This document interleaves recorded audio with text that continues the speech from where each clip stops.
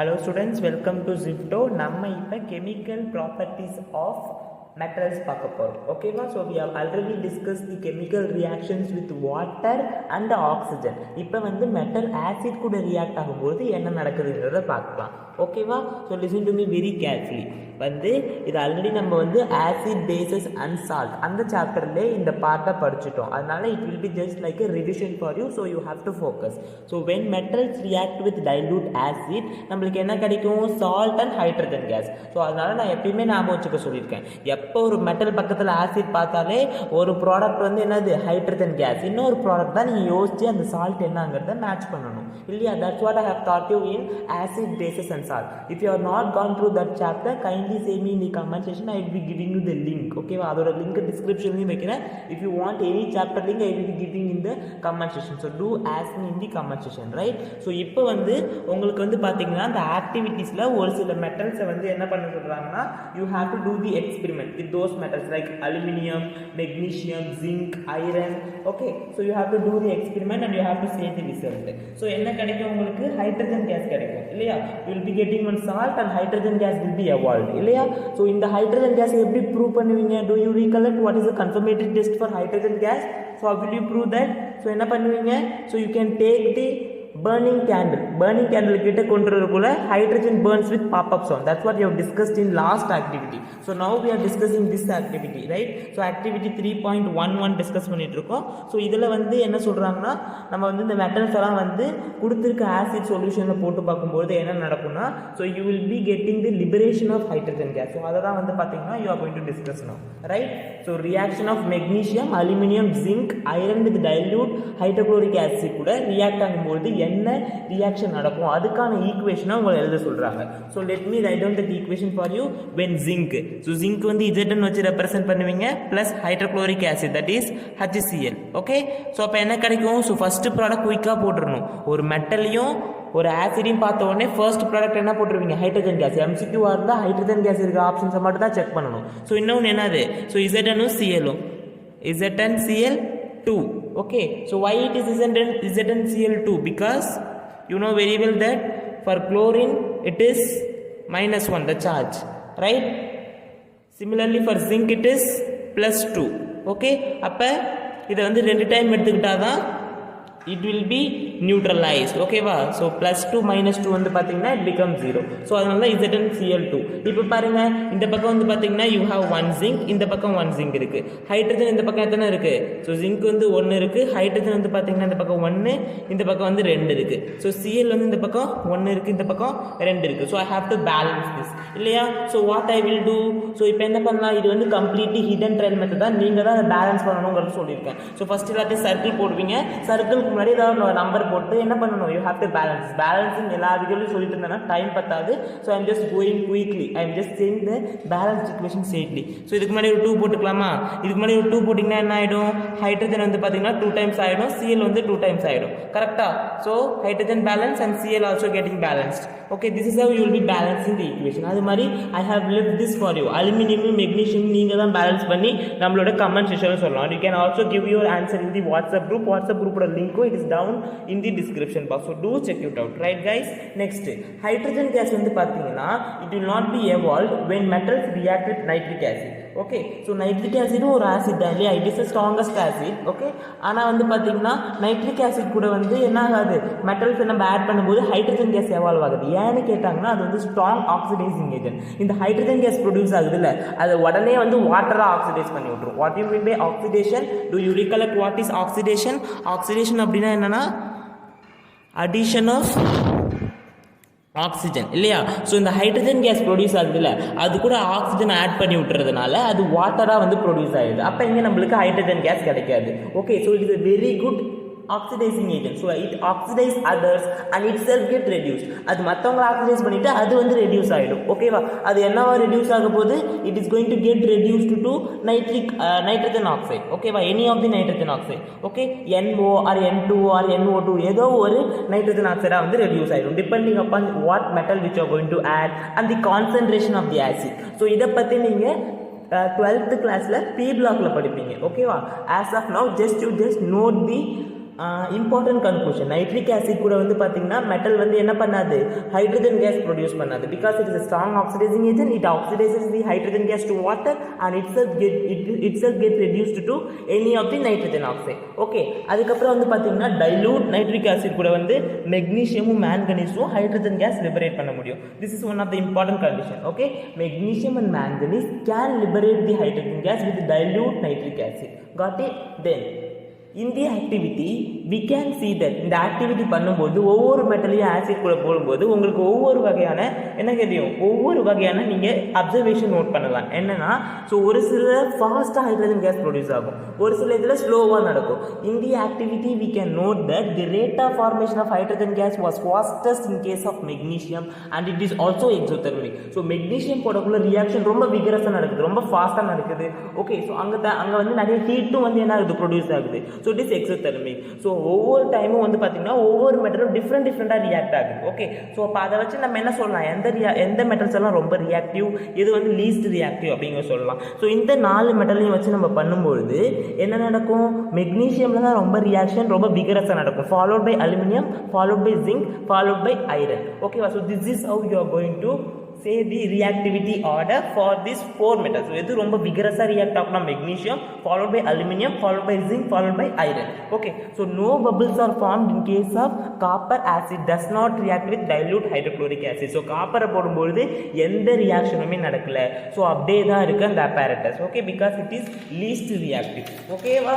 So now next aqua regia அப்படின்னா என்னன்னு கேட்பாங்க. அக்வா ரிஜியாங்கிறது லாட்டினில் ராயல் வாட்டர் அப்படின்னு சொல்லுவாங்க. ஸோ அது ஒன்றும் கிடையாது, ஜஸ்ட் நம்ம ஹைட்ரோக்ளோரிக் ஆசிடையும் நைட்ரிக் ஆக்சைடையும் மிக்ஸ் பண்ண போகிறோம். அந்த மிக்சருக்கு பேர் தான் aqua regia. It is a freshly prepared mixture of concentrated hydrochloric acid and nitric acid in the ratio of 1:3. Okay, sorry, 3:1 ratio. Okay, so 3:1 ரேஷியோவில் இருக்கணும். ஹைட்ரோக்ளோரிக் ஆசிட் வந்து பார்த்தீங்கன்னா நீங்கள் வந்து 3 ஸ்பூன் எடுக்கிறீங்கன்னா நைட்ரிக் ஆசிட் ஒரே ஒரு ஸ்பூன் தான் போடணும். Okay, it's a freshly made mixture of concentrated hydrochloric acid and nitric acid in the ratio of 3:1. Okay, இப்போ இதில் ஹைட்ரோக்ளோரிக் ஆசிடில் 3 ஸ்பூன்னா நைட்ரிக் ஆசிடில் ஒரே ஒரு ஸ்பூன் தான் போடணும். அந்த பர்டிகுலர் மிக்சர் தான் அக்வா ரிஜியான்னு சொல்லுவாங்க. ஸோ இது வந்து பார்த்தீங்கன்னா ராயல் வாட்டர்னு சொல்லுவாங்க. ஏன் அதை ராயல் வாட்டர்னு சொல்லுவாங்கன்னா அதில் நம்மளால் கோல்டை கூட டிசால்வ் பண்ண முடியும். ஓகேவா? It is one of the few reagent which can be used to dissolve some very unreactive metals like gold, and also it is also used to dissolve platinum. Okay, it can dissolve gold even though neither of them react with gold alone. So concentrated HCl தனியாக எடுத்துக்கிட்டாலோ இல்லை concentrated nitric acid கூட நீங்கள் கோல்டை தனியாக react பண்ணாலும் எந்த ரியாக்ஷனும் நடக்காது. ஆனால் ரெண்டையும் சேர்த்ததுக்கு அப்புறம் வந்து பார்த்தீங்கன்னா it is able to dissolve the gold. Okay, it's one of the interesting facts which you have to know. I hope I can understand, I can make you to understand this point. Right guys, next listen to me. next, how do metals react with solution of other metal salt?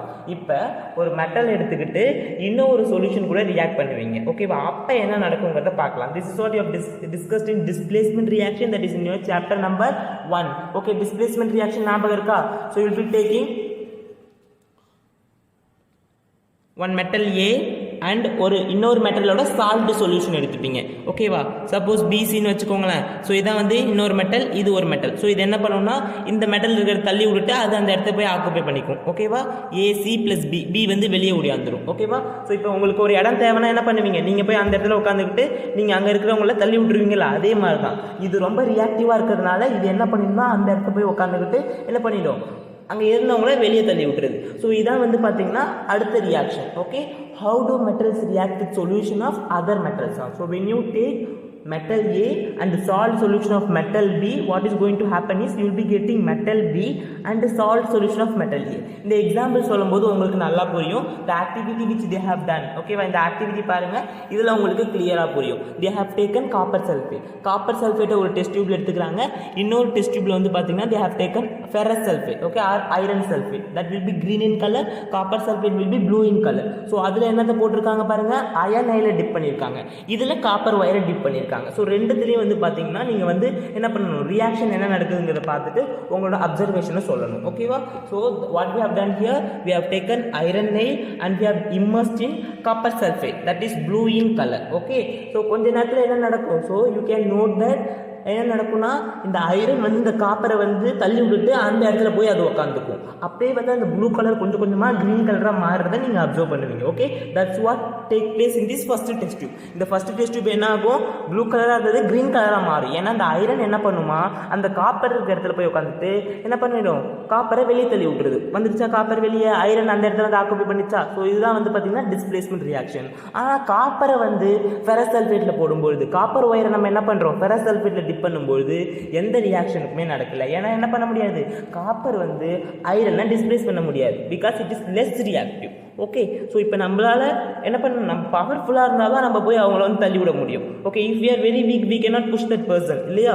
So this is how you are going to answer to the question when someone ask you. Okay, so இதை வச்சு தான் நம்ம என்ன பண்ண முடியும், எது வந்து ரொம்ப ரியாக்டிவ் எது வந்து லெஸ் ரியாக்டிவ்ங்கிறது இந்த டிஸ்பிளேஸ்மெண்ட் ரியாக்ஷன் வச்சு தான் என்ன பண்ண முடியும்னா கண்டுபிடிக்க முடியும்.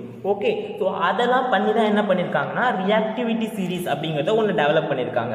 ஸோ இந்த ரியாக்டிவிட்டி சீரீஸில் வந்து பார்த்தீங்கன்னா மெட்டலை வரிசலாக ஒரு லிஸ்ட்டு போட்டு வச்சுருப்பாங்க. ஓகேவா, ரொம்ப டாப் ரியாக்டிவ் மெட்டல்ஸ் வந்து பார்த்தீங்கன்னா மேலே இருக்கும், லீஸ்ட் ரியாக்டிவ் மெட்டல்ஸ் வந்து கீழே இருக்கும். இந்த மாதிரி டிஸ்பிளேஸ்மெண்ட் ரியாக்ஷன்லாம் வச்சு பண்ணி பார்த்ததுக்கு அப்புறம் தான் வந்து என்ன பண்ணாங்கன்னா இந்த ரியாக்டிவிட்டி சீரீஸை டெவலப் பண்ணியிருக்காங்க. ஸோ நம்ம பண்ண எல்லா ஆக்டிவிட்டீஸும் பண்ணி பார்த்தாங்க. எது ஆக்சிஜன் கூட ரொம்ப வயலண்ட்டாக ரியாக்ட் பண்ணுது, வாட்டர் கூட எது ரொம்ப வயலண்ட்டாக ரியாக்ட் பண்ணுது, எது ஆசிட் கூட ரியாக்ட் பண்ணுது, எது மற்றது எல்லாத்தையும் டிஸ்பிளேஸ் பண்ண முடியுது, அப்படிங்கிறத வச்சு தான் இந்த பர்டிகுலர் சீரீஸை வந்து டெவலப் பண்ணாங்க. ஓகேவா, so you can see potassium is at the top, அதுக்கப்புறம் you can see gold is at the bottom. Okay, you can see இப்போ பாருங்க ஐரன் எங்கே இருக்குது பாருங்க, இங்கே இருக்குது, காப்பர் இங்கே இருக்குது. ஸோ ஐரன் தான் மேலே இருக்குது. ஸோ அதுதான் வந்து பார்த்தீங்கன்னா ரொம்ப ரியாக்டிவ், காப்பர் வந்து லெஸ் ரியாக்டிவ். அப்போ காப்பரால் என்ன பண்ண முடியாது, டிஸ்பிளேஸ் பண்ண முடியாது.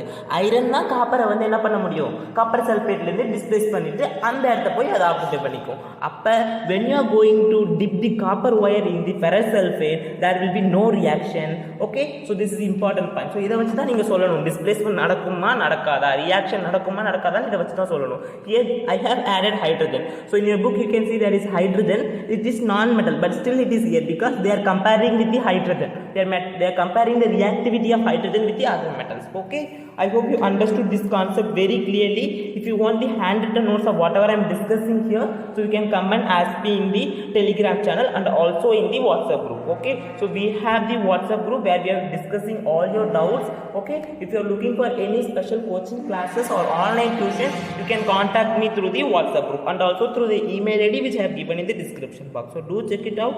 And your homework question is you have to balance these two reactions. When aluminum reacts with hydrochloric acid, you are getting aluminum chloride, and similarly when you are reacting the magnesium with hydrochloric acid, you are getting magnesium chloride and hydrogen gas, and you have to balance these two reactions. That is your homework question, right? I hope you understood this concept, so do check it out, right? Bye bye guys. As guys, many of you are asking about me, so let me introduce myself to you. I am Arun, a medical student currently pursuing MBBS in a government medical college, Ariyallu. This is a picture of our college. And about my boards, I have completed my senior secondary schoolings from CBSE board with 96 percentile score. And I am very passionate to teach and learn science together with you. So let success be ours.